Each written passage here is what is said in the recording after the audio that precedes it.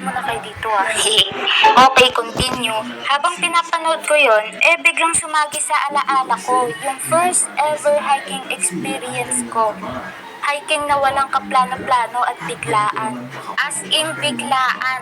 As in. Ay isang uri ng insulation na mabisa sa mga kaibigan. Mas nakapayat mas malakas itong pamunta sa hypothermia. Sa isang subject kasi namin sa school, which is yung Community Engagement, Solidarity, and Citizenship, ang haba ng pangalan, or CESC for short, meron kaming project or program na dapat i-implement para sa subject na yon. By group nga pala yung project na yon. At sa dami naming ideas na gustong gawing project, pwede nga mapa-tree planting, pagpapakain sa mga stray dogs and cats, and seminar. Wait, naisip ba natin yun? Napunta kami sa project na Clean Up Drive. Panis, makakalikasan. Pwede nga. So, napag-desisyon na namin na gawin yun sa loob ng 4 na araw. And, napagkasunduan din namin na isagawa ang paglilinis sa lugar na kay layo-layo sa aming school. Ewan ko ba, sa dinami-raming lugar na pwedeng pag-implementan, doon talaga kami napadpad.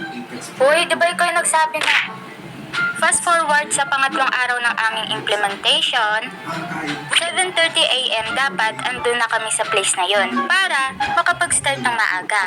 And dapat may mga dala kaming mga cleaning materials, kagaya ng walis tingting, dustpan, and sako.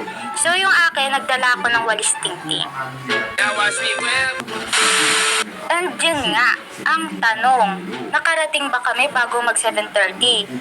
Syempre hindi. Filipino tayo. 8:30 AM na kami nakapagsimula. Bago pala tayo pumunta sa aktual na kwento ng video na to, papakilala ko muna yung mga nakasama ko nun. Bale, mag-iimbento na lang ako ng pangalan kasi, you know, privacy. Ano kayo pwedeng ipangalan? So, ito nga pala si Tol. Matangkad kasi siya, kaya Tol na lang. Siya naman si Shin, kasi singkit siya. At si Kat, kasi mahilig siya sa mga pusa. And ako si Abby, kasi ako to eh.